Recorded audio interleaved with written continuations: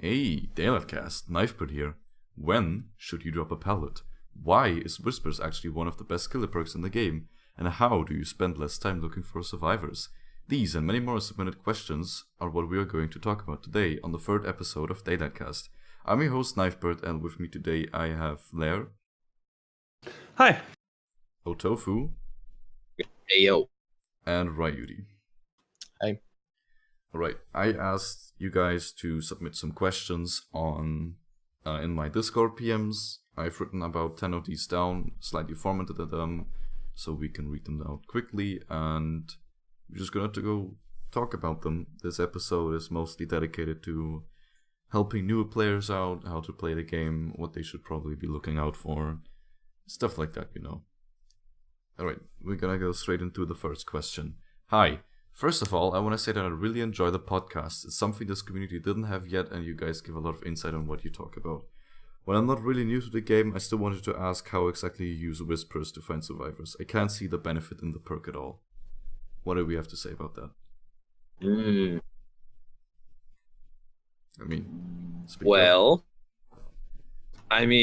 Whispers is great. Whispers is probably like the best like time efficiency perk in my opinion. I think it helps a lot as far as like actually finding them, but also I think a big benefit that it gives you, a lot of people don't realize, is that it helps you to know where to not look for them as well, you know. And I feel like that's a big thing that people don't really understand, because if you're like patrolling around a generator that's worked on and you think there might be someone nearby, you know, you could just take a peek down at Whispers, see that it's not going off, and then you could just just walk away. So like that, I guess that's kind of off topic from the question, but that is like a good benefit. But I think the main benefit of finding people with Whispers is, like, you know, not straight off the bat, but maybe like a couple seconds into the match, whenever people are probably working on generators. If you're like patrolling generators and you kind of get the hang of how far 36 meters is away, you can like see when Whispers clicks on, and then you can look and see which generator is like exactly 36 meters away, and then you basically can pretty much guarantee that someone's going to be there. And that's honestly how I find people like 99% of the time when I play. So that's my opinion. I don't know if other people use it a different way or not. That's how I use it, though.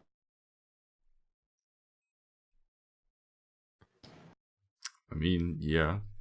I think it's a pretty good utility perk too. I think a lot of people equip Whispers and then they just expect that Whispers tells them where exactly survivors are. And then it doesn't, and then a lot of people get put off by the perk, which kind of is... Yeah, it doesn't tell you exact. It's not like Spies, where it's like Spies gives you an exact notification if they set up for Crow. It doesn't give you an exact, but it gives you enough information that you could pretty much figure it out on your own. And it also is like a kind of perk that takes practice. You know, you can't just put it on and instantly know what you're doing. It takes time to like learn how to use it efficiently and whatnot too, you know. And I think that's another issue, is I think some people might expect to like grab it and then immediately be doing well with it. It takes a lot of practice to get good with Whispers, you know.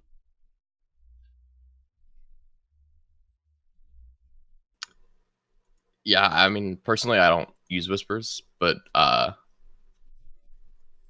it's definitely not something that you're going to pick up and immediately be able to use. It takes a lot of practice to use. I've only used like a couple games, and I've even had issues finding survivors with it. Yeah, I have to agree. Whispers is definitely one of the highest learning curve perks in the game. There's a lot that you could do with it, and I think it's one of the better, if not the best, tracking perks in the game, especially when you're not already in a chase. There is a way you can use Whispers to pinpoint stationary survivors, quote, with a simple binary search method, and we'll have a link to that in the comments, or not comments, the description, there you go, of the video, so you can peep that out. But that only works for stationary survivors. As far as for survivors on generators, they're already stationary, and you can see the generators, so it's pretty easy. However, Whispers can kind of be misleading sometimes. It'll maybe trigger, and you'll see a generator at a distance away from you, and it'll lead you to that, thinking there'll be a survivor there. I don't know. And sometimes it'll proc, and then while you're trying to find the survivor at Proctown, another survivor can move into your whispers range, and it'll mess with your findings. So there's definitely, it can be quite useful, but it's definitely harder to use.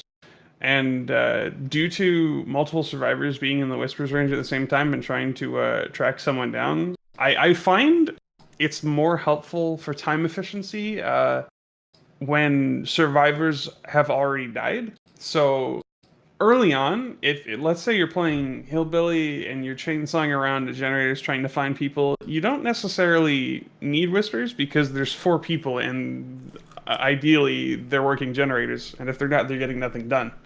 So you shouldn't have trouble finding people right off the bat. And then after you've downed someone and hooked them, you can use that as bait to draw other survivors out. So the way the game plays and with how the objectives are, I don't think you need whispers to find people. But as the game goes on and it becomes more and more of a risk for survivors to work generators or to reveal themselves, whispers can really help in tracking people down. So it's... I'm of the opinion that while it is definitely a good perk, it's more useful when you are already winning as killer. So after you've already killed 1 or 2 survivors and you actually need help tracking people down. But when it does work that way, it's amazing quality of life. Like, you'll never have those games where there's no hatch and there's 1 survivor left and he's hiding in the corner of the map and you never find him. With whispers, as soon as that pops off, you check the area, you find him, game over. It's kind of a win more perk, isn't it? So it gets a lot more stronger if you're already winning, but at that point, you're already winning, so, you know. I mean, it can help a little bit before that point, if the survivors you're playing against are really good at hiding. And I definitely think it's a good perk, but I think it's better as you're ramping up with the kills. Alright. I mean, I mostly find it useful for those really immersed survivors hiding in corners, not working on gens, like those kinds of situations. Yeah. That's when it really shines. Because you're not spending like 30 minutes just hopelessly searching for them. Alright, do we got anything else to add to Whispers?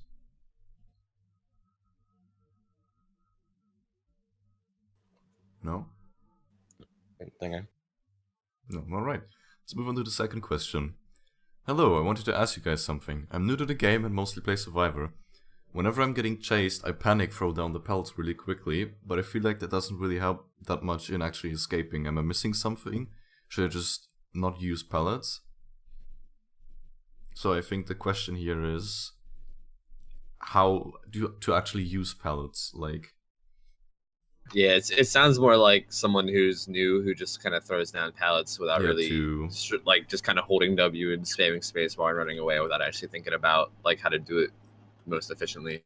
Yeah, because I was just gonna say that's where like pallet looping comes in, you know, which apparently half the community thinks is scummy for some reason, which blows my mind. But really like what you should be doing, since pallets are like a very like limited resource, you know, it's not like Windows. They're not they break, you know, like the killer can break them and they're gone forever. So you really shouldn't be like throwing them down for nothing, you know, like you should try to get the most use out of every pallet, which takes practice, you know. As like a newer player, sometimes you don't know, you know, when to throw it and when to run around and how long you should loop, or if you can get away with another loop or whatever. But I do think it is a good thing to practice as a survivor, as far as like not just wasting all the pallets. You know, it's one of the worst things you could do as a survivor is just run around and throw down all the pallets in a single chase, and then for the rest of the game, anytime anyone's ever getting chased, they have nowhere to go because there's no pallets. So I think it's just something that comes with practice. Yeah, I think pallets are... I think that's what the devs had in mind when they designed them. But like that pallets are something you throw in the way of the killer to delay them. Which, I mean, yeah, you use pallets to delay the killer. They're also kind of a safe point where when you're getting chased and you can get to a pallet. You know what I mean?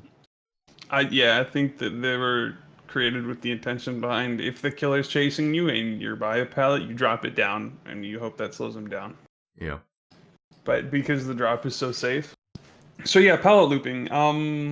The general concept behind pallet looping is pallets will spawn between two objects, and what you want to do is you want to run around the longer object with the killer chasing you until it is no longer safe to run around that object, and then drop the pallet to create distance. So as soon as you're at the pallet and the killer's behind you and he's close enough that you think you won't be able to run around the object one more time without getting hit, you drop the pallet, and then hopefully the killer breaks it. If he doesn't break it, then you can try to vault the pallet until he does break it. But that's like a whole safe, unsafe pallet discussion. But that's pallet looping in a nutshell. You want to maximize the time used with the pallets. If there's a window nearby, you might want to try vaulting that window until the killer gets too close, and then dropping the pallet instead of just looping the pallet outright. There's different ways to maximize your resources. One tip I think I'll give is if you have multiple pallets in like a really close together area, don't use all the pallets in one area, because that will make that area a dead zone. And if any survivors find themselves in that area in the future, they won't have anything to protect themselves from the killer. So if you do loop a pallet and then the killer starts breaking it, as soon as he starts breaking it, run as far as you can for distance and try to get to another area of the map, because even him chasing you to that area of the map takes up a lot of the killer's time. So use pallets to try to create distance and then run to another part of the map where you can loop more safely, knowing that you didn't leave the area you were in previously unusable for other survivors.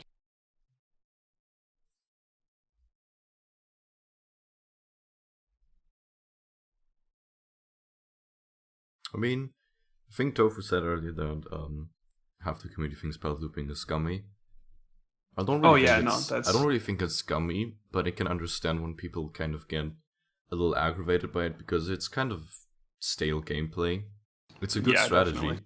But it's like, I'd much rather have someone to chase at a jungle gym than someone to chase at a pallet loop. I think that would be... that comes down to the individual pallet. Oh, yeah, there's a lot to it. I understand pallet looping right now is too strong, I think, because the drop is quite safe, and it can be very frustrating to deal with survivors looping pallets, because there isn't, as a killer, before the pallet is dropped, there really isn't much you can do. So I understand why it's frustrating gameplay, but I don't think you should hate survivors that pallet loop, because ultimately, what else do they have to escape the killer, right? Yeah. Exactly. They have to drop pallets to get away, and then while they're doing this, they could try to break line of sight and lose you. There's a lot of things they can do there, but ultimately they do want to have to maximize. It's like blaming a killer for killing, I don't think we should focus our negative thoughts towards other players, and more or less should look at, all right, how could we change pallets? How could pallets be changed? I think this is on the devs to change how their game is played. Yeah, I agree. I think the game would be a lot better off if, like, for instance, I think one of the big issues with pallet looping is pretty much what you said, is how safe the pallets are, and how like easy it is to do it, and how like little counterplay there is. I think if there was more pallets that were like not like entirely safe, but like, okay, here's a good example. Like, okay, on like Wretched Shop, the pallet behind the shop that, like, like if you're running the Infinite or whatever, you run past it. That pallet is like, it's like not safe, but it's also like just sort of safe enough that like if you could catch the killer doing something stupid, you can outplay and get away. But still, like, as a good killer, you can still outplay. I think that, like, pallets like that, I think, are perfect. You can drop it and keep running to make up time, or you can try to, like, outplay each other. But there's a lot of room for each other to outplay each other, and I think that's great. Because, like, the super safe pallets that they have right now, there's no real room to outplay. There's literally no room to outplay as a killer. And all you can do is just break it and move on. And I think that's what makes it boring. I think if there was more pallets that were, like, but you can make plays on both sides, then it would be great. They could even get rid of Bloodlust entirely then, and the game would probably be a million times better off. Yeah, I agree. There's a lot of variety in the different pallets and whatnot that exist in the game. Like the one that Tofu's talking about, behind the shop, you can drop it and try for distance, or if you can loop it and then land a stun, then you get away. But if you don't land the stun, it becomes an unsafe pallet, so you're in a really tricky situation as a survivor, and you could be hit pretty easily. Yeah. But yeah, it's definitely kicking the pallet isn't so much of a problem, or being forced to kick a pallet isn't so much of a problem as it is. There's nothing you can do before it's dropped, and it takes forever to force it to be dropped. So if survivors dropping pallets was less safe, and they had to drop it after one loop, then there would be a lot less pallet looping in games, and you'd be landing a lot more hits. So Then again, it'd be like it would take like 4 to 5 chases, and then all the pallets would be gone. Well, I mean, I think the idea is that they would probably add more pallets if that was the case, you know? Like, I'd be okay with maps looking like Old Blood Lodge if the pallets were less safe, you know?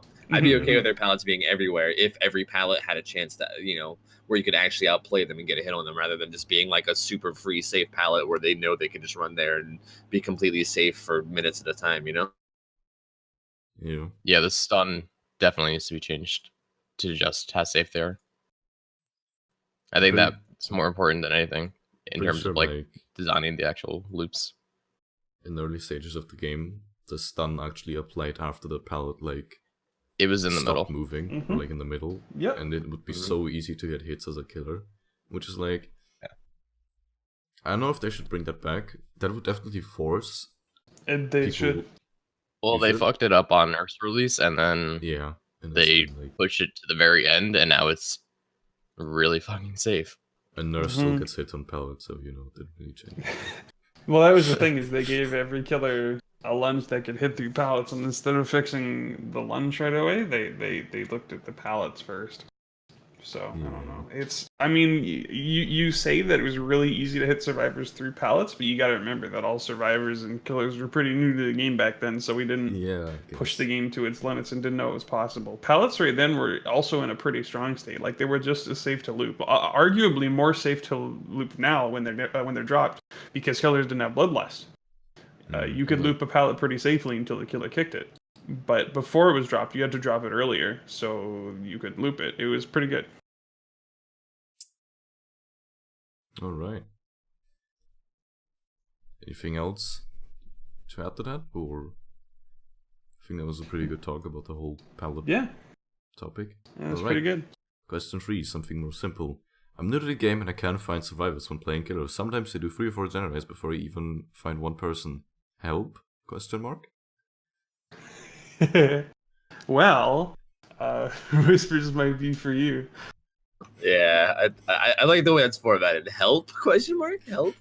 But yeah, no, I think Whispers. I think like basically the whole rant that we had on Whispers earlier, and they should, whoever that is, should probably learn to use Whispers. I think if you're struggling to find survivors, Whispers is probably your go-to perk, you know? Also, since you're pretty new to the game, you're probably playing very low ranks. I think a good strategy is to just, since you can see the generators as a killer, just patrol the generators. You'll find someone eventually. Yeah. I mean, all right. Well, I guess I could have said that, but I kind of figured that that's probably like the go-to strat that most people use. But yeah, I mean, if that's not something that you're already doing, then yeah, I think patrolling generators is like the go-to strat, because I mean that's basically all survivors have to do is do generators, you know. So Yep, the only way they're getting out of the game or finishing those generators is by working them. So if you're doing like a loop around the map and checking all the generators, watch which ones get progress. If you go to a generator that has progress and it didn't before, or like this is your first time at it and it's got progress, try walking away and then coming back to it. Maybe you'll catch someone working on it. If you're in like the worst case scenario where nobody's working generators and you can't find anyone, then Whispers is definitely it's something you want to look at. But yeah, just keep patrolling the generators because they can't get out of the game if they don't work on them. So naturally, you'll find them eventually. All right. Anything else? Maybe like, I wouldn't recommend Spice to the Shadows to anyone really. A Spice off the Whispers is only the really only good perk for things like this. Strider maybe, but that's like a teachable. Yeah. You could try a killer with better mobility. Oh yeah. that is Really? true. Nurse? That is true. Like if you're playing like Trapper or something all the time, and you're going around all Huntress slow and with or placing Hag traps. with reduced movement speed. It might not be as Yeah. easy to find someone Yeah, with Huntress because of exactly. how slow she is. And Yep, again, exactly.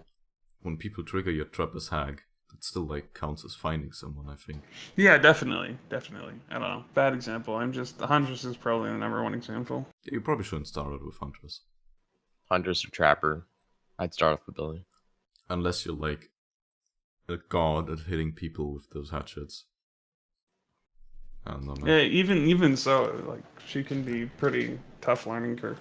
We don't know him. There's more to her than you'd think. Yeah. All right. Question 4.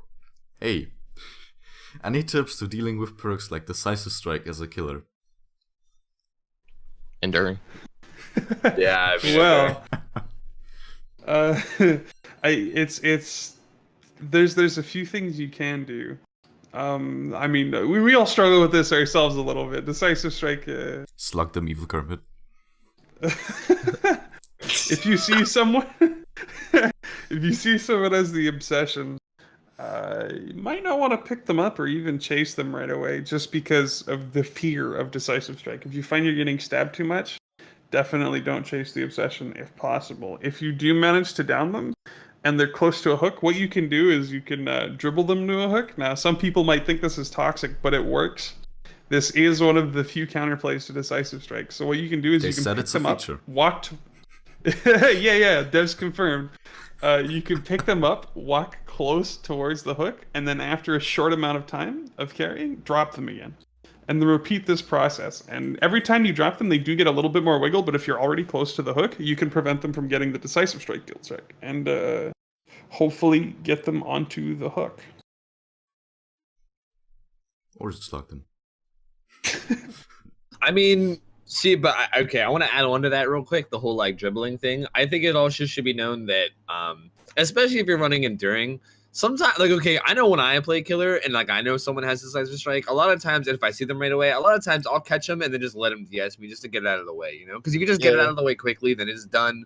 You don't have to worry about the rest of the match. You know, they're down one perk for the rest of the match. You know, and it becomes a lot like better, but at the same time, I mean, I understand if people want to like try to dribble and avoid it or whatever, but I would suggest, like, I think if you have to drop someone I think if you have to drop them more than once and pick them back up to get them to the hook, I think it's a better time investment to just let them decide to strike you, to be honest, because you're gonna spend like a whole like 10 seconds, 20 seconds like dropping them and picking them up and dropping them and picking them up, you know, and it might be better to just let yourself get DS'd and then go catch them again, and that way the perk's done, you know.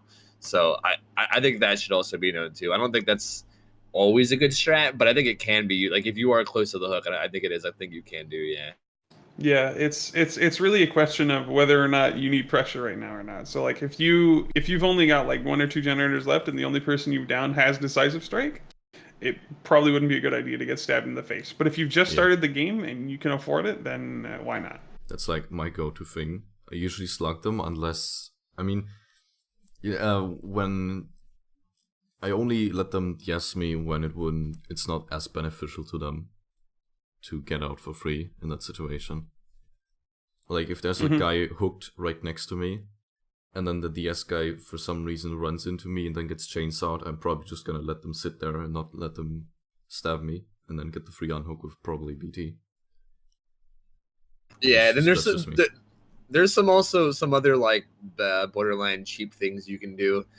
Like for instance, if you're in the killer shack and you know they have DS, you could pick them up and then walk directly above the stairs of the basement. Yes, I love. And then and then like so basically they're like to your like basically face outwards, so the staircase is to your left. And then when they decide to strike you, they'll drop out of your arms and to the left of you. And then they'll drop down they'll drop down into the staircase and take like the fall stun. And then they'll have to run up the stairs, and basically you can catch them before they could ever get out. I think that's seen as kind of scummy sometimes, but I mean it's also a strategy. You know, it is a thing you can do. Like it's their choice to DS you. They could always not DS you and take the basement hook. You know what I mean? For sure. I mean, I don't. Sorry, I was gonna say I don't really see it as that scummy at all, to be honest. But I mean, some people. No, I mean, obviously, strategy. Yeah. It comes back to you had a whole bunch of opportunities to outplay the killer and not be down. So if you're forced into a situation when you've already been picked up, even with Decisive Strike where you can't do anything, and even if you were running balanced landing, you could still get out of there, right? But if you're forced into a scenario where you can't really play around the killer after you've already been downed, maybe that's not such a bad thing. Yeah, I agree. Well, to an extent, I agree, but yeah. It's not like an absolute, right? There's a reason Old Iron Grasp had to go. Yeah, exactly. I mean, I think to like this decisive strike we have right now is like nothing of a problem compared to release decisive strike. Oh my so god, I think yeah. like killers that still whine about DS are just big babies. I'm a big baby then. No, I mean, I meant whining as in like DS OP needs to go. You know what I mean? I'm a big baby then. Oh. Right, I mean, Flair's I a big can't baby. understand it. I mean, DS is like the It's Noed annoying, but, of like, killers or survivors or whatever, where like you outplay someone and then you finally get them, and then it's like, oh, I'm just kidding, fuck you. Here's a perk that's just gonna like fuck you. I don't know. It seems like a free pass when it shouldn't, you know. So I do There's a understand lot the of those. frustration with it, but there really is. Yeah, there's a Yeah. lot. They've made a lot of like free pass perks. They added Dead Hard recently, which has become a thing. Oof, You're into Oh, people that yeah. have fucking DS Dead Hard, man. and Dead Hard, and Oh, they're yeah. just like second chance gods. It's This rough. is this is what we call crutch for bad survivors. Just kidding. No man, you're not bad if you run Dead Hard or Decisive Strike. Do what you gotta do to win. I understand. I just I won't play the understand, game man. until it's fixed.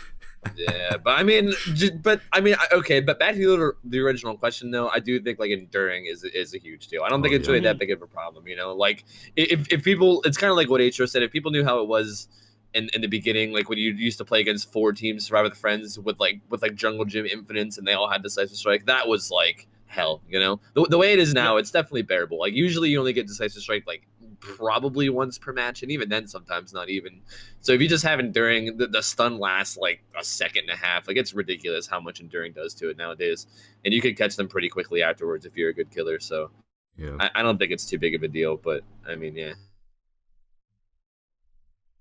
Alright. We're gonna go here back to the topic of pallet looping, but the other perspective. Question number 5. I feel like I'm wasting a lot of time getting pallet loop as a killer. I keep trying to change directions to make them run into me, but they adjust too quickly. Should I just run after them until they stun me? Thanks for any help in advance, by the way.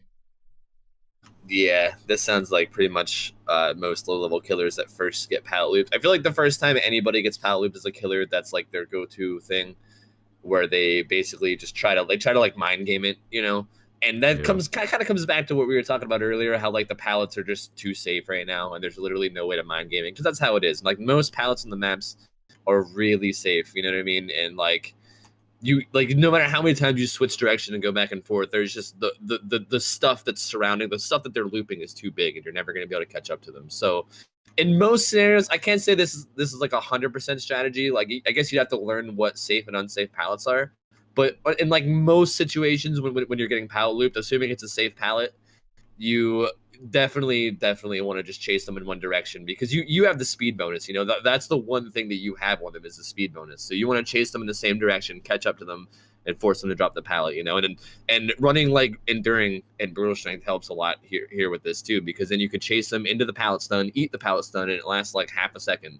And then you break the pallet, move on. You know, pallet loop's gone. You can get rid of, like, instead of sitting there and getting looped for like, you know, 20, 30 seconds, you can make it like 10 seconds just by like chasing around a loop 2 times, making them drop the pallet, break it, move on, you know? So it helps. It can be annoying for sure, but you can definitely get it out of the way quickly rather than sitting there all day trying to deal with it, you know? Also, don't respect the pallets, please. Yes, that as well, which is I think a big deal about taking enduring, is I think that's a huge mistake that new players, and especially if you're playing against good players, will take advantage of. If you're the kind of person that stops at every pallet to like avoid the stun, people are going to notice that, and they're going to pretend like they're going to drop the pallet, and then they're just going to keep running, and then you go for another loop, you know, and they're just going to keep looping you, and you sometimes have to eat stuns, you know, you just have to do it as a killer, and that's why enduring is so good. Like you just eat the stun, break the pallet, move on. If you're going to stop at every pallet, you're just going to get abused. Just remember, It's stuns are enduring edible. for a lot of reasons. Even the previous topic, enduring has kind of become a must-have perk. It's just so good for saving me time. Yeah. I think the key point here that it doesn't really make a lot of sense, maybe if you're new to the game. If they're looping a pallet, more often than not, before they've dropped it, you're not going to be able to hit them if they know what they're doing. No matter how much you try to wiggle or mind game around it to try to land a hit, you kind of have to accept that, yeah, okay, I can't hit them here. And that comes back to what Tofu said. You have to follow it in one direction, eat the stun, and then that's that. Now, after you've forced them to drop the pallet, not all pallets are safe. This is something that you will learn with time. After it's been dropped, pallets are a lot less safe than before they've been dropped. So instead of kicking it immediately, watch how the survivor reacts. If instead they just keep running, like if they drop the pallet, you eat the stun, and then they run somewhere, you might want to follow up with that. You don't necessarily need to kick the pallet right away because they've left the loop. They're not using the pallet, and it would save you a lot of time in the chase, catching up with them if you just chase them. So there's definitely a pretty big learning curve here. But the number one thing you want to do is, if you're going to change directions, only do it once to close a little bit of distance, and then force the drop. If you keep changing directions, like if you change directions more than once, you're wasting your own time. Mm-hmm. Yeah, I agree. I think the whole knowing when to kick and not kick pallets is a big thing too. I'm kind of glad you touched base on that, because that's also a big deal. Like, you shouldn't 100% follow. Like, I think a big part of being good as a killer is basing the way you chase people off of the way the person you're chasing plays. And I don't think there's one set in stone way that you should play every single chase. Like, for instance, how you said it's not like you have to break every single pallet like the second they drop it. You know, if they play in a way that forces you to break the pallet, then, you know, so be it. Like, break it and get it over with. But if they're the kind of person that just throws a pallet and runs away, and you know you have an easy way to get around the pallet and keep chasing, you could easily just, you know, leave the pallet go and then just go chase them for later, you know. So I don't want to make it seem like it's just like a one-track mind. Every chase is like played the exact same way. You kind of have to base the way you play based off the survivors that you're playing against, you know. Yeah. Right. Anything else? What are you doing? No, but kind of back to what he was saying about safe and unsafe pallets. Some pallets are definitely better keeping up, even if they do decide to stay at the area instead of running off. Like those shelter pallets between the rocks. Some of them. Those are pretty safe. I'm talking more like T pallets. Nice. Yeah, those pallets. Okay, so the way those ones work is one side is longer than the other. If the survivor knows how to play it, they'll run around until the killer's on the long side and then vault it, and it's safe. But if the killer's on the short side and they're vaulting it, then it's not safe. However, the survivor can run it in such a way that it does become safe. Until Bloodlust, anyways. But that's Bloodlust is another... Stay on topic. Yeah. We can definitely get a lot of free hits off of unsafe pallets. Just keeping them up. Alright. Next question. Completely different topic. Hey there, I might not be new to the game, but I'd like to ask how you guys go about spending your blood points. Is there a way to spend them efficiently? Oh man. I like this question. The blood web metagame. Oof. Yeah, I feel like this is something that's hard to explain with words. I feel like if we had like a fucking blood web to play with or something, we could probably show. But A video. I think we need to do like a video tutorial, on how spending blood points most efficiently. Like one of those. Yeah, because browser Adobe Flash blood point generators. That would be actually sick. That would be so damn sick. You know, where you just open the browser and it just simulates blood webs. Yeah, and you can practice spending blood points. CSGO. And clicking a node doesn't take 5 seconds. Wet dream. Nah, but I mean, I do think that there is a specific way to spend blood points. You know, like there is, the entity does work in a predictable way whenever it takes things, and you can manipulate it into taking multiple things at a time. Oh shit, yeah. I mean, I've gotten blood webs where, you know, you make it take like 12 things at a time, and dude, it feels so good every time. I love that. There's no better feeling than getting like a super good blood web play. I fucking love it. But it just, I mean, to sum it up like in words, I think the only way I can say it is, you know, obviously it goes to the second perk after level 25.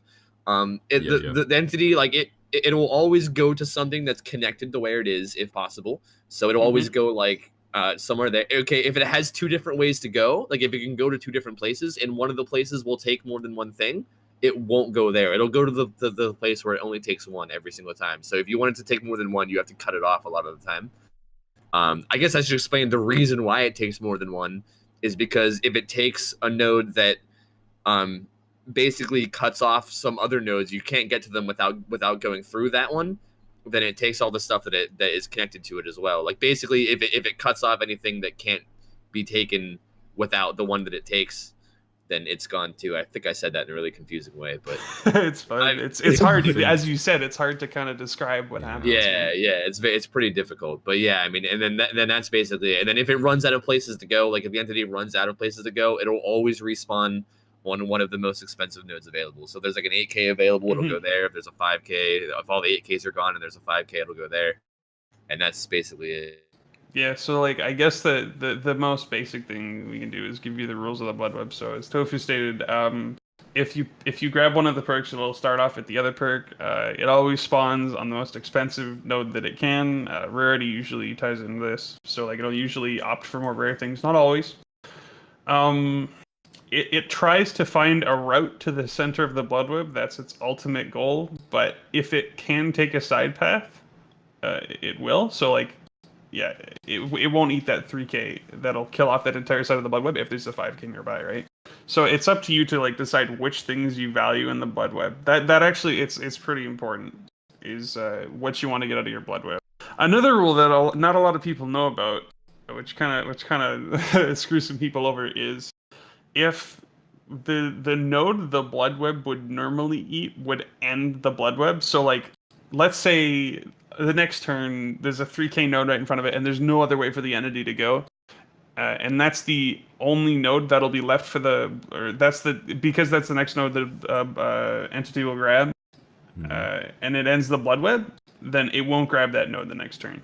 So maybe you've done a pretty good job of routing it off to kill off an entire section of the blood web. But if that's like the last turn, there always needs to be something you grab after it does that. Otherwise, it won't take it. It's hard to explain. Maybe we'll do like a tutorial at some point. I think if you want to spend your blood points the most efficiently, the base rules are, I think, level 1 to 9, just take all the 3Ks, then take the 5Ks, and after level 25, just go for the nearest perk that you can, or like try going for a perk where you know that, because if you take one perk, the entity immediately spawns on the other perk, and then just goes from there. So you should probably take a look at the blood web before you make any moves. Yeah, definitely look at which perk has more nodes that can be consumed by an entity. Yeah. Or like, just go for the perk you want. If it's like...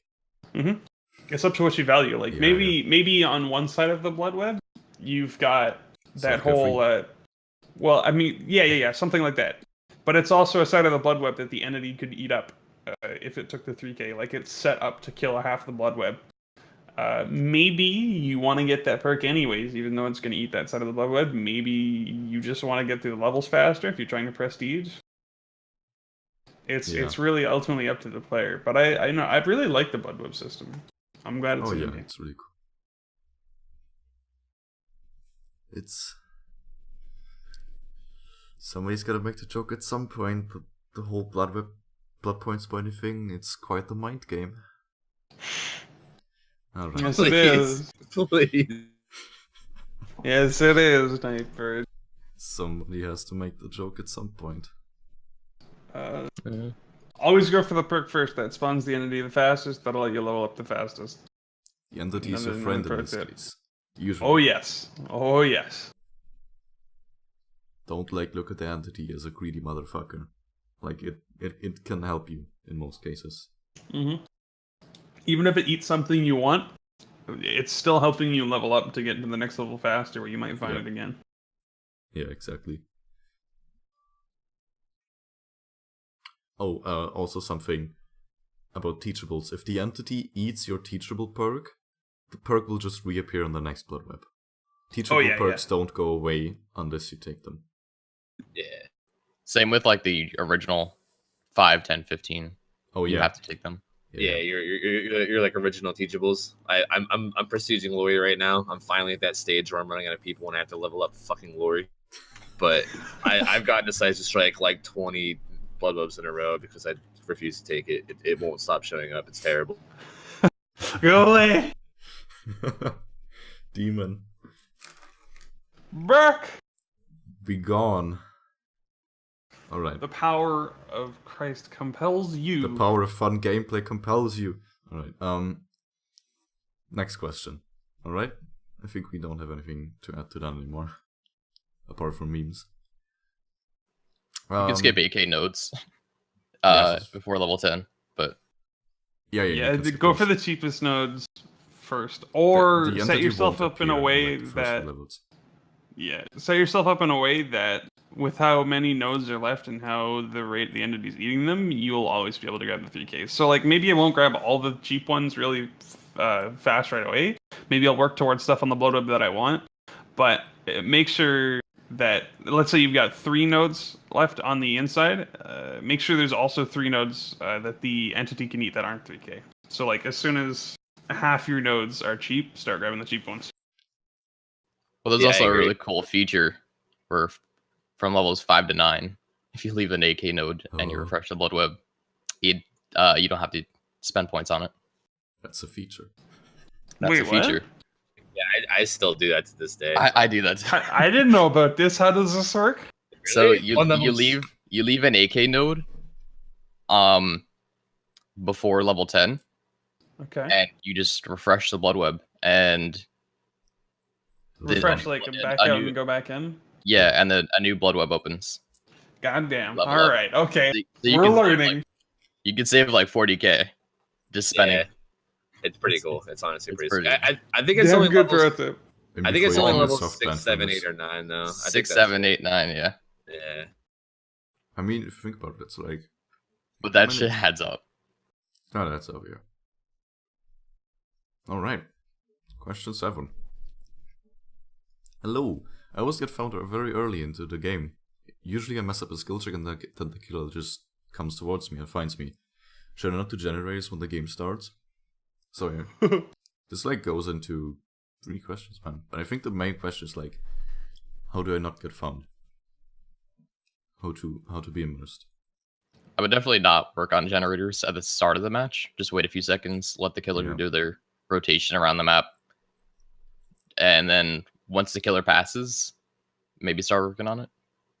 Yeah, and also definitely figure out why you're failing skill checks, because failing skill checks is like an issue. Like you don't want to be doing that. You know, you definitely got to Yeah. learn to do skill check or learn to do generators without failing skill checks. You know, otherwise you're going to be nothing but a hindrance on your team. Which I know, like when you're brand spanking new, it's it takes some time. You're not going to get it right away. But definitely that should be something you're focusing on in the very beginnings of the game, is being able to do that without fucking it up, because yeah, it's kind of a big deal. And I mean, I'm sure that they do know, but maybe they don't. Skill checks do make a noise before Yes. you get them. Yeah, that noise lets you know that the skill check is going to pop up. I mean, it's up to you whether you want to work generators right away or wait for the killer to pass by.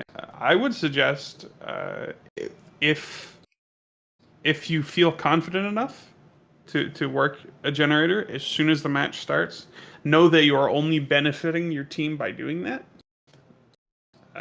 It is helpful to the people around you. And if someone's being chased, do not be afraid to work generators. A lot of people think that they need to hide and not be found while someone else is being chased. The killer's not looking for you. He's essentially tunnel visioning on the one person he wants to chase, thinking about how he wants to down them. So you're really not at risk. Yeah, you Unless can work the- on a unless the generator killer from can- like 20 meters away, and the killer probably won't care.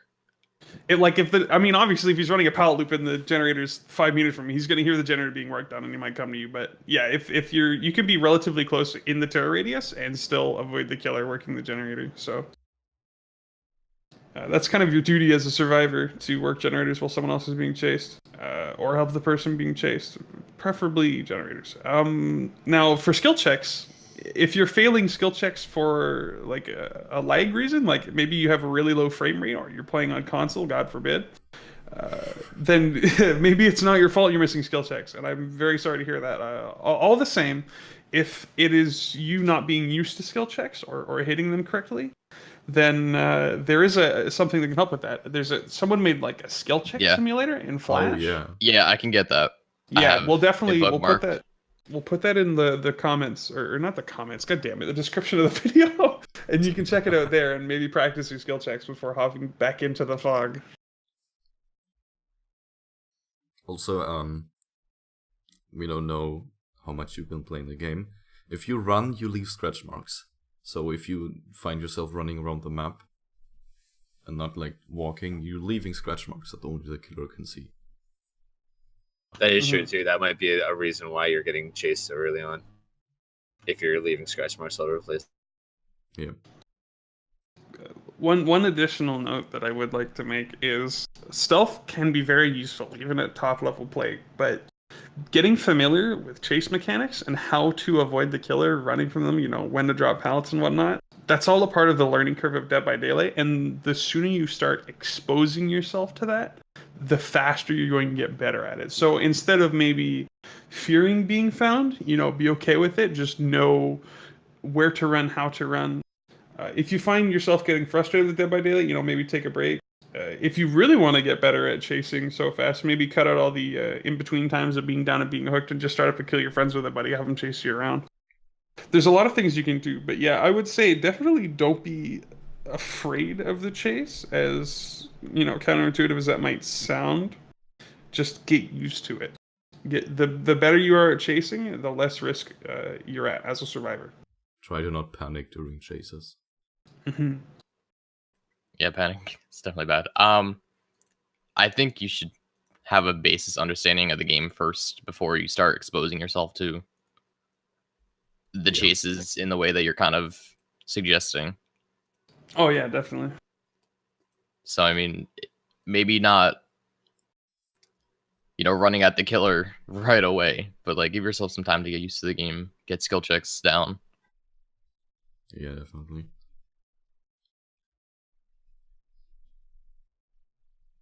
I mean, the stain is also pretty useful in chases. Yeah. You look behind yourself, you can see where the killer's coming from. I mean, good killers can hide their stain, but most don't. Yeah, most don't. So you can rid it pretty easily. Right. Anything else, or? I think that's about it. Yeah, I think that's about it. Alright, next question. Hey there, I wanted to ask you guys, how are you supposed to play jungle gyms as both survivor and killers? Is there some meta strategy attached to these, or do you just kinda go along with them? Ooh. How do jungle gyms? Man, this is like one of those questions where like I wish I could show. Like questions like this are so much easier to. Like, I might have a T-wall graph somewhere.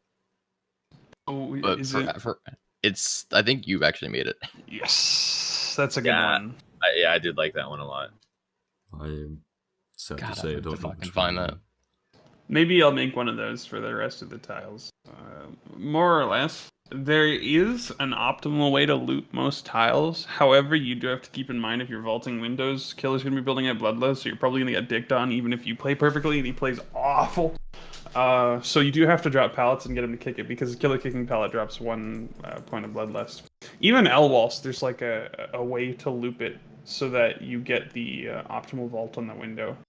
But this is definitely something that would better be shown with a picture or a video. So maybe we'll do something like that for the different tiles in the game. But the basis of it, as I understand it, is this: you run around an object until the killer gets within a certain distance. You vault the windows until it's no longer safe to run around the object and vault the windows, and then you drop the pallet and leave the tile. Oh, sounds about right. Yeah, I agree. Tutorial coming soon. we'll do something like that eventually, I feel like. Maybe Behavior's gonna hit you up to rework the tutorial. Hey man, Probably be not sure you bad. can hit me up for anything, dude. Fly me up to Montreal, I'll be game designing. Hell yeah. I mean, any change to the tutorial that would maybe remove the fact that the guy who's playing in the tutorial was quite literally face camping. Didn't they literally remove the tutorials. They did. Yeah, they did. but like the old video tutorials used to show the guy face camping. Yeah, that's pretty It's bad. pretty hilarious. Oh. Yeah, it's pretty hard to talk about stuff like this without a graph, I agree. A lot of stuff we're gonna link in the description this time. I do have to I gotta find that T-wall illustration. Until then, I think we can combine the last two questions into one. It's actually kind of the same, just one's for killers, one's for survivors. Let's just start with the killer one. Hey guys, I want you guys' personal opinion on which killers are the best to level up. I'm very new to the game and I was thinking about leveling Trapper first. Could you give me some tips on which kills I should prioritize leveling up? And then the second question is just the same, just for survivors, but Well, good teachables. I mean, as far as like survivors go, it is kind of like basically just perks and all, and that's all that matters. There's really nothing unique about the survivors aside from like, you know, like basically once you get all the teachables, every survivor is like a reskin. The killers are actually a little more unique, so like there might be something more confusing there as far as like who you want to play as. But survivors, I mean, I feel like most people would probably agree that like at some point, like self-care is so good. Like for Claudette, self-care is so good. And it helps you like play independently and not have to rely on teammates, especially in low ranks. It seems pretty necessary. It's hard to rely on other low rank teammates, you know? So being able to play like independently is a huge deal. And also, I mean, it's apparently getting nerfed soon, but David King's We're Gonna Live Forever perk is fucking nutty as far as that's point generation. First thing you go for is David King's We're Gonna Live Forever. I was gonna say like so much. Yeah, I don't know whether to put that first or second, but yeah, first is probably I would right, 'cause that's second, because you need some sort of survivability first. that was kind of my idea. Is like you need to be able to do well with it, you know. Like if you have it and then you're just dying first all the time, it doesn't really help you any, you know. So maybe it would be beneficial to get self care. I guess it depends on how confident you are. I think if you're confident that you can do well without self care, then you can go for David King's first. If not, then I would go straight for self care and then David King. Mm-hmm. Then again, I'm pretty sure that We're Gonna Live Forever is a level 30 teachable and self care is a level 40 teachable. That is We're Gonna Live Forever. You get like the first 10 less than 10 hours. You get it pretty damn quick. Yeah, that is true. I mean, you get it on David King at level 5, so like you can level David and then just really get the teachable off Claudette. And David is free too. That's kind of well, I mean. That's why I recommend it right away, because you get it in your first bit of gameplay. Like you will never ever regret dropping whatever you're leveling right now, going to David King, and then getting to 30, because 30 it flies. You get 30 like it's so fucking quick. So yeah, for survivors I'd say that there's definitely, I would say the top picks for survivors you should level first. For teachables, feel free to interject if you disagree. I think the 3 top to level first are Meg, Claudette, and Dwight. And I know. You're free to disagree with me here, right? Well, I'm not disagreeing that Meg's a good survivor to level up, but what you don't like Dwight?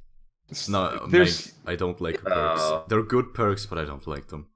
I mean, you're free to feel that way, right? But that doesn't mean they're any less useful to someone that needs the perks. So Meg comes with action-packed, triple value, all useful perks. It's unbelievable. They made a survivor with 3 useful perks. Adrenaline can save your ass in a pinch. Also, time efficiency. There's nothing better than when the killer slugs you and that last gen pops and you're just fucking off the ground running. Sprint burst. Not much needs to be said here. It saves your ass when the killer would normally hit you at the beginning of a chase, and it can also save your ass mid chase. And then quick and quiet can be really useful for losing the killer. So those are all value. Claudette is good to level for self care, and body knowledge less so. But self care is definitely a good staple perk. It helps a lot with medkits. That medkit efficiency is insane. So if you're leveling her up and you're bringing self-care and you think, oh, well, I have no healing speed, just bring a medkit. You're probably grabbing them from the blood web. And it is also getting nerfed, though. It is getting nerfed. It hasn't been Efficiency. nerfed yet. If it does Not get yet. nerfed, then whatever else gives you efficiency, maybe go for that. Maybe botany knowledge will be the go-to, but Claudette also has that, so she's got your ass. And then I mean, Bond. The things that Bond with is why botany- you want to level Dwight, right? What's up? Yeah. The thing with botany knowledge is though, like level 3 botany knowledge, the efficiency is still lower than level 3 self-care after the nerf. It's 20%. Yeah, and self-care is gonna be I- 25. I'd like to see a buff to it, right? But Yeah. I'd like to kind of see the efficiency moved over to a. I think they should Bonnie? keep the healing Yeah. speed. hmm I think That they should would keep be the healing cool. speed at like 20%, the bonus healing speed, but like the efficiency up to like 75% or something like that. I don't sure, but yeah, I don't know, definitely change. Anyways, back to this. The reason why you want to level Dwight is Bond. All those other perks suck, and Bond is at level 30, right? Bond Yeah. is like Yeah. an S. Yeah, plus Bond to is a his perk. level level 30 30. teachable, so you get it pretty quick. And if you want to level Claudette to get self-care and stuff first, that's great, because empathy is a pretty good budget Bond. It really doesn't do anything, or not very much at all, better than Bond. But it can function in place of it, like as a temporary measure. I think But Bond is a fantastic perk for Yeah, Dwight, so that's why I'd recommend the first three. If you guys have any other, like the only thing that empathy does better than Bond is like when you're starting out the game and somebody gets hit, you immediately know where the killer is. But yeah. in my opinion, I think if the killer is more than 36 meters away, I don't think it really matters. I think Yeah. I think that's all you need Yeah. to know. If you know that the killer is more than 36 meters away, then that's really all the information you need. Empathy is you get to watch shit go down while you hit skill checks on the generator. Yeah. It's like a movie while you're doing jets. Yeah, you get to watch people die. It's great. Dude, empathy makes generators more exciting. Hello, S plus. There you go. I don't think I'm gonna start running empathy now. You guys open my eyes. No, but I do want to say though a quick thing that like I feel like a lot of people might hear that about the whole like by talking about Bond.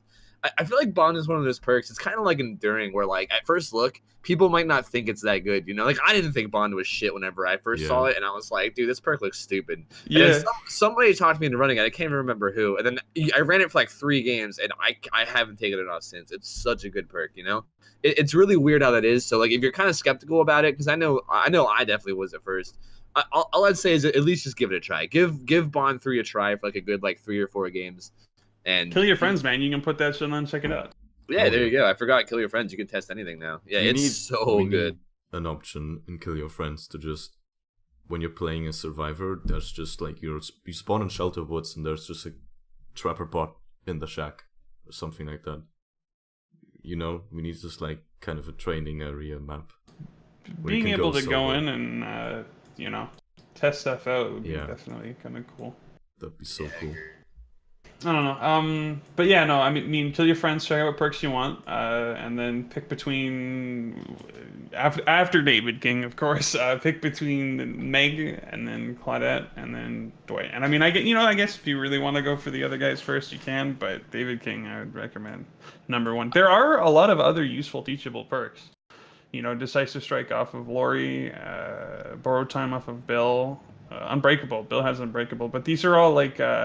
These second chance perks, I would say, aren't as high priority, just because I don't know. You get one perk from the dude, and then you're done with them, and even then they can't. I They would might not say- be as impactful as the other ones. I would say Borrowed Time is probably one of the more useful perks for lower ranks because people tend to camp a lot more. So Yeah, I also think that Borrowed Time yeah. also kind of combos really well with We're Gonna Live Forever. The amount of times I've like pulled a guy off a hook definitely. and then taken a hit and gotten 2 stacks and then bam, like easy double blood points. And I do think that the camping thing, I think camping in general is just a problem right now in the game entirely. So Borrowed Time is definitely, I don't know. I do think Bill is probably a good go-to. I wouldn't say like first or second, but maybe like third or fourth. Yeah. Yeah, they're definitely. I mean, you can. I think that's one of the joys of Survivors. You can progress however the hell you goddamn want. Like you could ignore everything we're saying and start with whoever, run balance landing, pop off some hills, have some fun. It's up to you, right? The world is your canvas. Feel free to shit up the killer's life however you want. Don't level Jake. Iron Will, though, dog. Iron Will is pretty dope. Oh, I- God. If you're the kind of hate guy it, that bro. goes around with sabotage, popping people's 99% hooks, we will find you. And we will leave Alright, mean well- comments on your profile. I invite you to those toxic groups. Shitty Jake mains. Oh god. Oh, But man. on the real, we probably should real quick like say who to not level. I think Jake is definitely a good person not to level. Like for instance, I think Nia is a good person to not level. You know, like what does Nia really bring to the table? Balance landing is like a worse version of light sprint burst and dead hard. Like It's urban situational, evasion, but ultimately, yeah. yeah. Urban and evasion then- is doo-doo. It's dog-doo right now, dude. The numbers are so Yeah. small. yeah, it I is mean, getting a buff soon, They're but getting- I don't it's really getting want to pretty like. big buff, yeah. Yeah, but I don't know if I want to like talk about this for like what's gonna happen. I think more like right Mhm, now. mhm. Urban Evasion's trash, and Streetwise like is it doesn't really do enough. You know what I mean? Like, for instance, I feel like most people use Streetwise on like flashlights, and even like a double battery flashlight, green flashlight, it adds like 2 seconds or something. I think, It's which just is like these perks numbers are just too low to have any impact. yeah, exactly. So I definitely would say like don't fuck with Nia. It's definitely something that's interesting, kind of shifting from like the newer perks to the older perks. The older perks have such small values, but now you're seeing these really nutty values with the newer perks. Mhm. Yeah. Killer perks, because we need to Oh, talk boy. killers. Oh, Oh, yeah, boy. yeah. Start with Trapper, dude. Brutal Strength. Yeah. Super Number good. one, right there. Super good. I mean, Brittle Strength is probably like the go-to perk, especially as like a newer killer, you know, where like gameplay isn't that complicating. Just perks like that to just save you time. Like it's just a raw. It just makes things faster. You know, breaking pallets is something you're gonna have to do quite a bit during the game and in the middle of a chase as well. And anything that you can do to speed up things in the middle of a chase. Speaking always of good. speaking of things, aggravation. You mean Agitation? agitation? It's I think it's funny to just call agitation aggravation or exaggeration. I always heard it called Okay. agitation. Yeah, agitation. I I mean, and yeah, that's also a pretty good perk. I think Trapper is like a very simple killer, you know. So if you're a newer Yep. killer, he's pretty, you know, he's basically just set a trap or two and then go chase people, and that's about it. You know, like there is some more like advanced things where you can try to like funnel them into your traps. So you don't really have to worry about that as like a just starting out killer. You basically just hop on him, like learn the ropes of killer, and like run around, Mhm. chase people, and then also get some good perks. You know.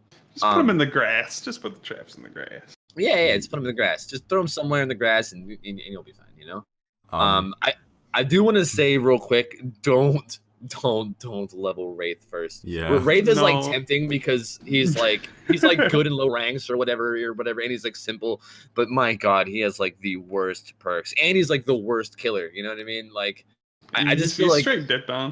yeah, I feel like putting time into Wraith is probably the worst thing you can do as a new player. Like, you just don't just let him alone. Just leave him alone. He But does you know- nothing for you.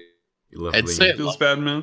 You're like leveling Wraith. honestly, you're like leveling Wraith, and then you go into you start His best ranking perk up. is Bloodhound, and even that's like a situational mediocre tracking perk. Yeah, And exactly. it's like you level up Wraith, you don't look into what good perks are, and then you level them up, and then you get like into rank 10 or something. Then you're a Wraith main playing against these survivors with sprint burst and self gun.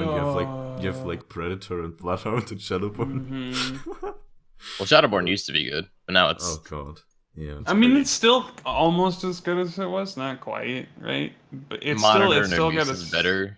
Monitor yeah. Abuse is just straight up better, yeah. Speaking of Monitor Especially- Abuse, Doctor's pretty good, but you're probably not gonna have him when you start up playing the game. I mean, I guess I'll say this: Trapper is usually your number one go-to. If you Yeah. want to, you can get Enduring off of Billy. If you're a level, you get that. Is that his first one? Yeah, it's It's- 'cause It's I- his first. Okay, so there you go. Level 30, you can get Enduring off of Billy. I would say that's number 2, if not number 1. Enduring and Brutal Strength are the two most impactful perks to have as killer. Yeah. Unless you're playing, say the Nurse or Hag or whatever. But yeah, no, definitely go for Brutal Strength and Enduring first. Those are your first two. And then Trapper, if you just decide to do Trapper, he's also got Agitation. Can't go wrong. Unlike Survivors, which, you've got the high value Claudette or Meg with the 3 perks that are actually pretty decent. Killers have their useful perks spread out across like all the fucking killers. I would Yeah. say that there's only one killer that does that, and it's Nurse. Yep. As all good teachables, in my opinion. I used to Okay, yeah. run all 3 of the perks in my build Nurse is at one point. the Don't play opposite of her. Wraith. Don't play her, but Please just save our queues. just get the perk, and Get the then perk and then and get out. Easy. yeah, Never touch her again. I mean, uninstall the fucking chapter for whatever, as long as you have the perks. as long as you have the perks. Yeah, no, Also, like, you know, in comparison to survivors, stay away from Michael, stay away from Huntress, stay away from Wraith. There's just, those 3 killers just have awful perks, in my opinion. Yeah, I mean, definitely. Huntress Lullaby is okay-ish, but yeah. I mean, I think I'm like with Clay experts. here. I think if you're playing, like, I think if you're planning on playing any killer aside from Nurse, or I mean, no, any killer that isn't Nurse. Sorry, everybody but Nurse. If you're planning on playing, I think you should definitely go for Brutal Strength. Like Brutal Strength, like in my personal opinion, Whispers, Brutal Strength, Enduring, those 3 perks, you throw them on any killer aside from Nurse, and I'm gonna do just fine. You know, like those are probably the most impactful in my opinion. So if you unlock those 2 teachables, you can then play whoever the fuck you want. You know. Like, I do think Nurse has a lot of really good stuff. Like, Nurse's Calling is really good on people. I mean, everyone has a perk or 2 that can be used on different killers. Yeah, Monitor and so good on Abuse Billy. especially. Monitor and So Abuse, good on Billy. Monitor and Abuse tears ass on Billy, too. Yeah. Because, like, the reduced terror radius, people have very little Snipe time people to before they know it. That's what I tried doing yesterday. I know they're not necessarily the same thing, but I think that Nurse's Calling is better than Whispers at times. Oh, I mean, yeah, we've all got our own. Because Like, I don't even... For some reason, Ranked 1 survivors usually don't self-care outside of terror radius. I don't understand. Yeah, I don't get that either. How is that still not a thing? Like, I just assume every killer has Nurse's Calling, and I never do it, but nobody else ever seems to do it, dude. No one just... I think they just don't care. I guess, yeah, it's weird. Yeah. It's like giving your position away. But yeah, because of that reason, especially at the higher ranks, I think it definitely shines. And on Billy, if you get some people healing in the basement, you know, it's a game changer. Yeah, I agree. Hag perks. Hex Rune's alright. Yeah, Rune's alright, but like I don't like Hex perks in general. Yeah, Hex perks are kind of boring. Yeah, I agree. They're not really like interact. You don't really like deal with them ever. You just kind of like let them do their thing. Like the only decent Hex perk I think is like Hex Rune, and that's kind of a throwaway perk. Or like hexes like Hunter's Lullaby or Devour Hope, where you have to protect the totem. I just think it's really shitty when sometimes you'll just straight up lose a perk. Yeah. Like 20 seconds into a match. Yeah, that's fucking frustrating for sure. I mean, I'm not gonna try doing that Adept Hag achievement anytime soon. Screw that noise. That one was rough. Maybe if I had an Ebony on her. I don't know if I have one. You can use Moris and add-ons. Yeah.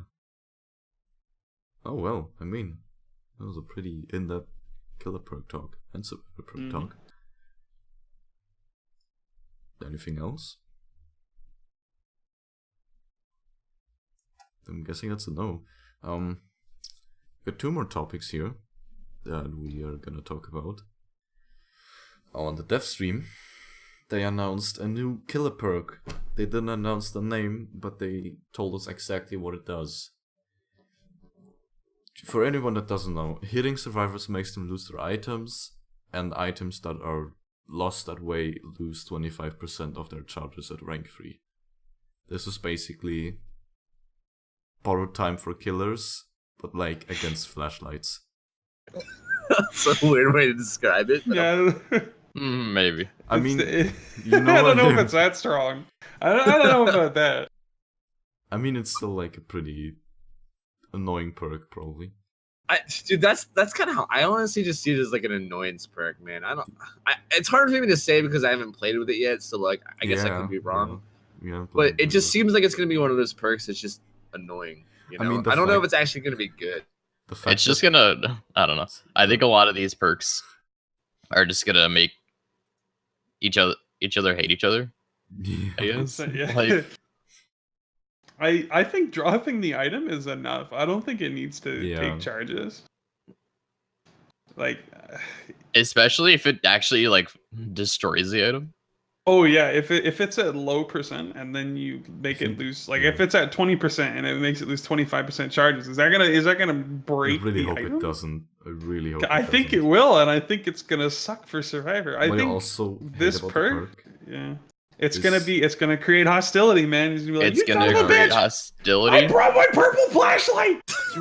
It's gonna suck because people aren't, gonna want to give hits at exegates anymore. Yeah. If they have Yeah. items.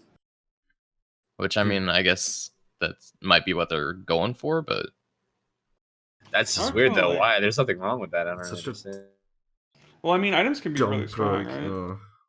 Man, Like and if someone's trying to break a hook in front of you and you hit them with your hammer, they'll drop their toolbox and they can't sabo. Or like if you see someone, But who sabos maybe you without just want to hit them to sabotage? get them to drop their med kit so they can't self care as fast. There's a lot of things you can do with it. I mean, If you it's- want to stop being blinded in a chase, like fucking flashlights on pallets, just smack them up. I mean, that I perk's gonna think it destroy also- styptics too.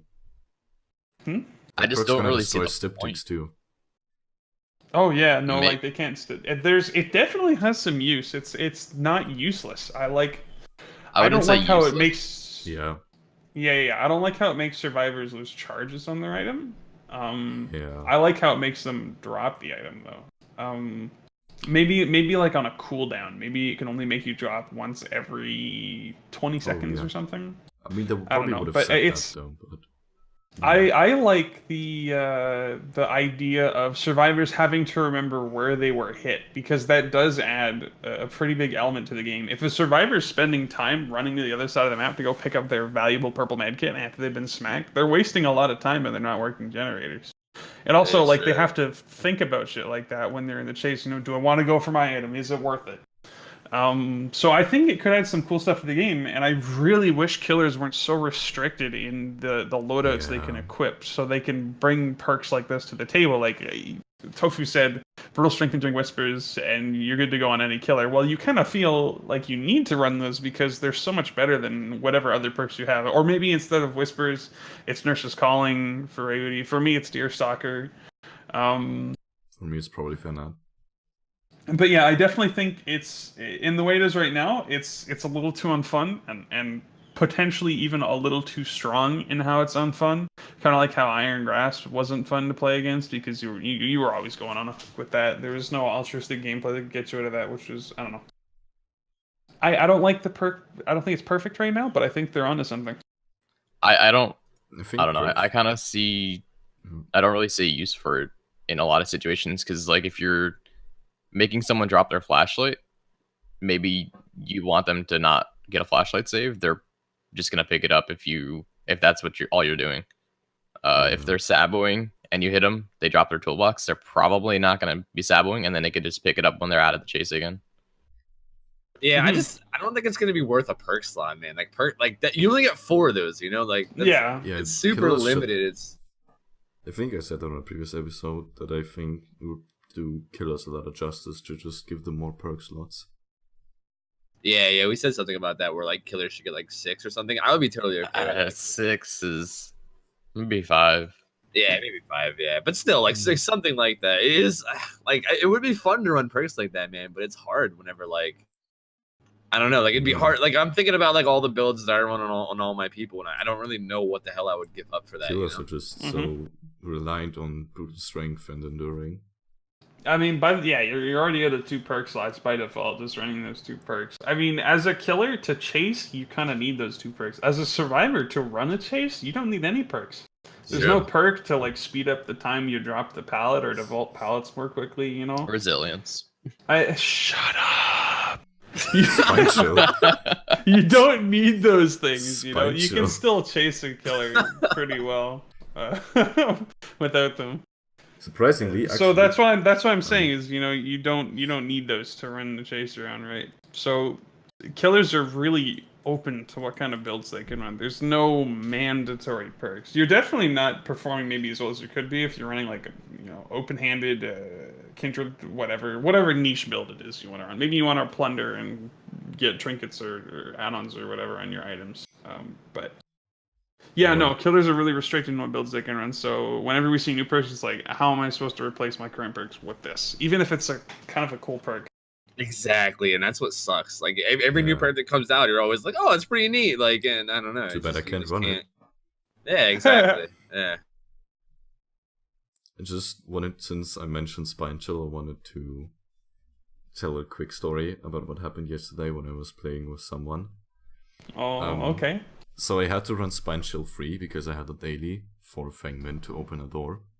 Oh, okay. It's so good. And basically what happened was I was opening the door, and me and my survivor friend pre-made, we were waiting at the door, and he had an insta-blind flashlight, and a Wraith was trying to stop me from opening the door. When what he did is he stunned the Wraith out of the cloak and kept chain blinding him, and that forced the Wraith to continuously look at me, and that gave me just enough time to open the door because of Spine Chill, because those 6%. Hey, man. That's awesome. That was so cool. There Because you go, man. the door opened just when he got out of the blind, and he had to stop blinding because I think the battery was running out, and he didn't even get a hit on us. That was such a cool moment, man. Shit like that. That's why it's fun. All right. Next topic. Did we cover this one? Yep. All right. So they said something about on the dev stream. They said something about their badge system. I'm not sure if this was like referring to pips or to ranks, but basically they showed us a little table of what the objectives are going to be focused around in the game. What they want to do is they want to implement sort of a tug of war mechanic where there's certain objectives for each side, but like both sides can't have a lot of points in one objective. Like, for example, let me just read out this, the objectives. Each side has 4 right now. That's what they were showing. We have survivor objectives, repair generators alone and as a team, and then for killers, preventing generator completion, prevent survivors from completing generators. Then survivors escape with as few hits taken as possible, and for killer, sacrifice the survivors. For survivors, helping others save, heal, unhook your teammates, and for killers, disbanding the team, put pressure on survivors so they can help each other.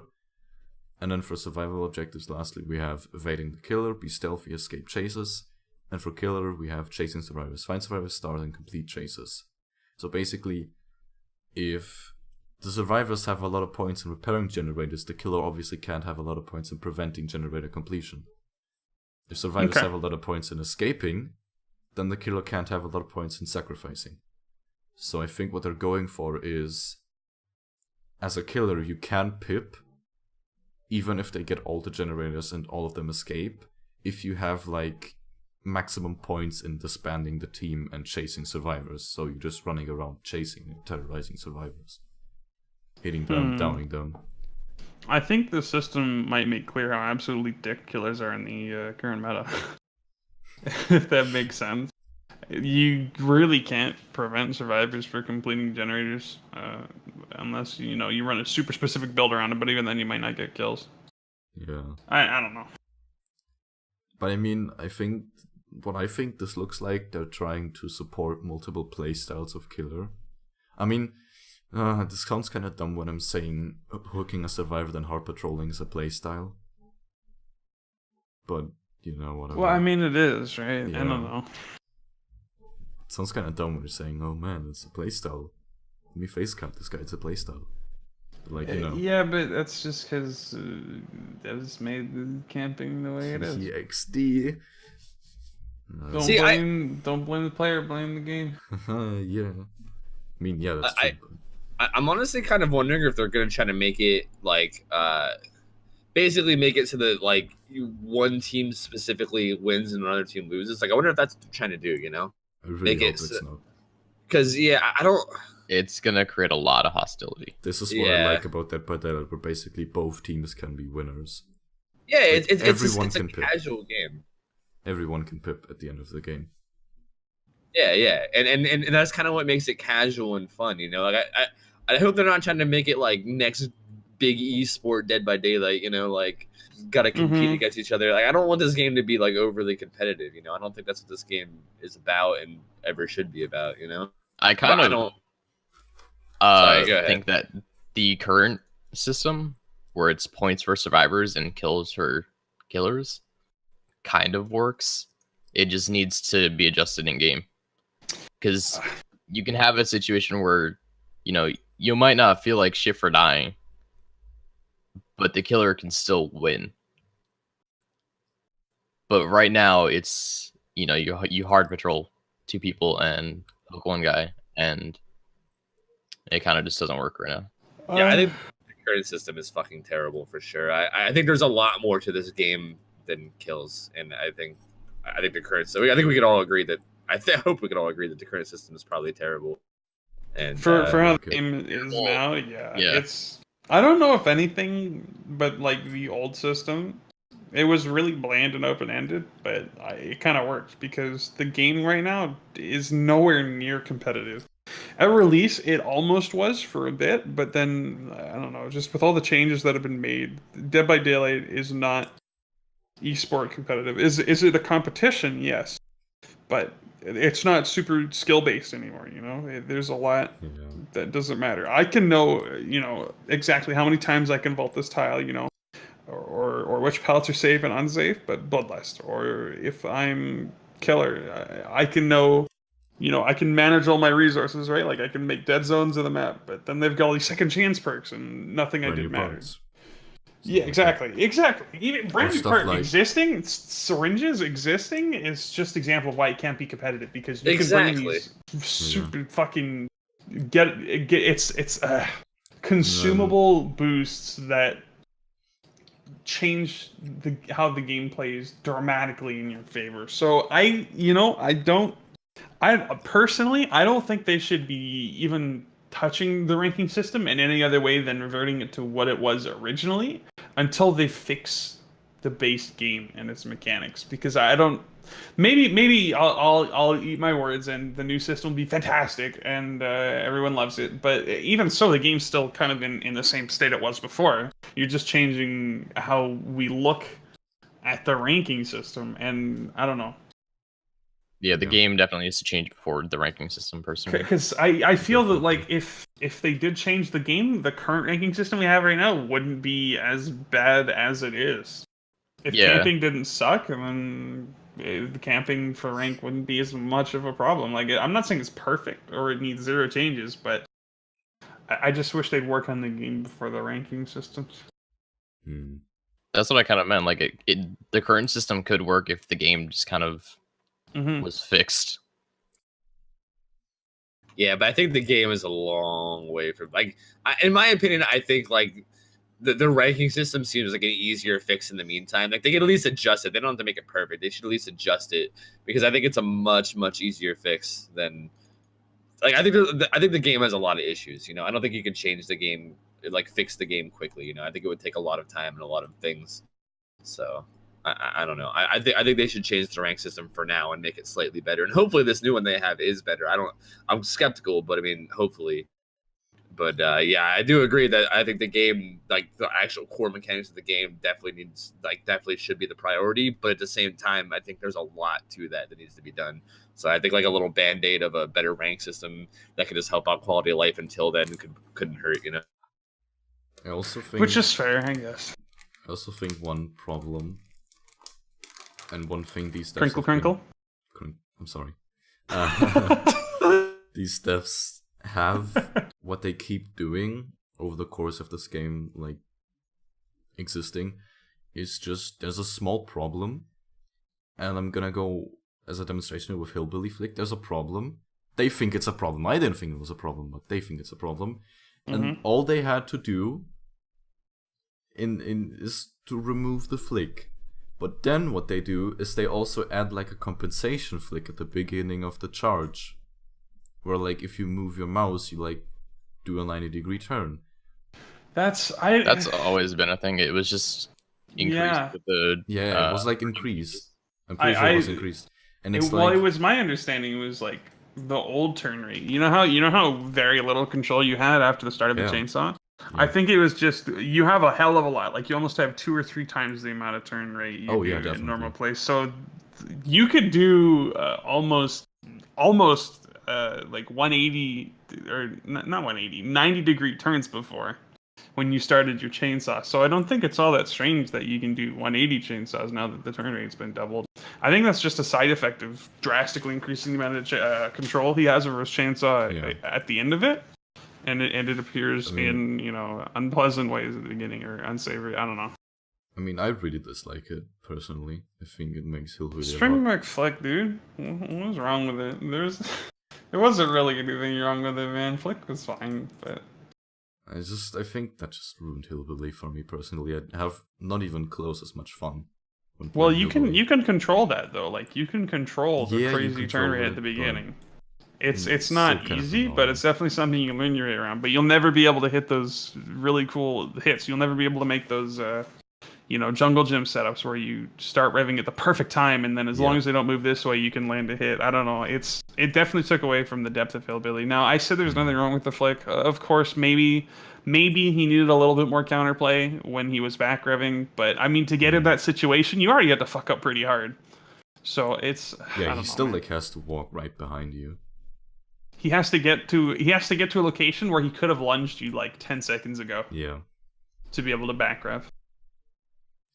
I just feel like the only problem I have with that beginning flick is even if I move my mouse just slightly, even if I try to use the flick to like cut off a survivor that's like trying to juke left or right, it just makes me go way too far and I overshoot so much. Mm-hmm. That's kind of I don't know. Kind of what annoys me about it. Just the sensitivity. It definitely doesn't feel good not being able to hit someone that you've already outplayed. Yeah.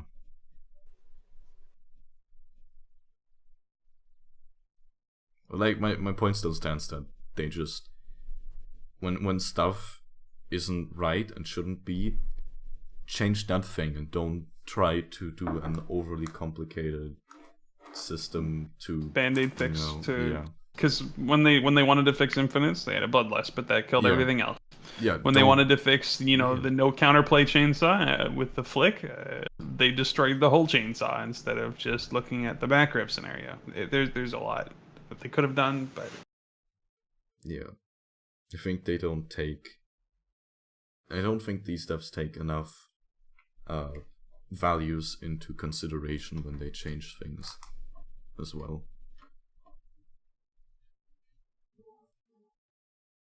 Like, they added Bloodlust to, in their words, get rid of pallet looping, but all Bloodlust did eventually is enforce pallet looping and just make killer brain dead to a certain extent.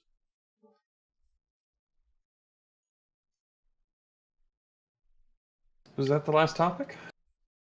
I mean, unless you guys got anything more. I had Not my much. I'd 3-minute love to do another one of these. Answering beginner questions is pretty cool. Yeah, I agree. I definitely like this a lot. Oh yeah, I mean, there's not many more beginner questions to ask. Oh yeah, about questions. Anyone listening, we have an email account now where you can send us feedback and questions that we will be reading on the show. We'll introduce a new segment on the show, as if we already had any segments. There you go, fan mail. Hell yeah, you can send us fan mail now. The email's gonna be in the description. For anyone that doesn't want to look in the description, it's daylightcastpodcast@gmail.com. Daylightcastpodcast@gmail.com. So, send us your feedback and questions and mean comments over there. Tell us how retarded we are and wrong about, chainsaw flick or pallet looping. Tell us how camping and face camping and patrolling is a completely viable strategy, and that the dev set is not bannable, so it's fine to do it. Ooh. Let's hear it all. Oh, yeah. Down below, you can find it down below in the description, not the comments, because I'm retarded. Maybe I'll put it in the comments anyways, why not? Maybe Phil will put a comment there with all the links. Yeah, like the whole skill check simulator, we'll put that there. We'll put video that's there. That's it. If Ryuji can dig it. Yeah, it's in the Discord. Oh hell yeah. Along with the T-wall. Oh, it is? Hell yeah. I want to look at that because I've never seen that. Okay, so I guess that's it for now. Thanks for listening. We're Daylightcast, I guess. Goodbye. Later, nerds. Until the next time, see you in the fog. Ooh.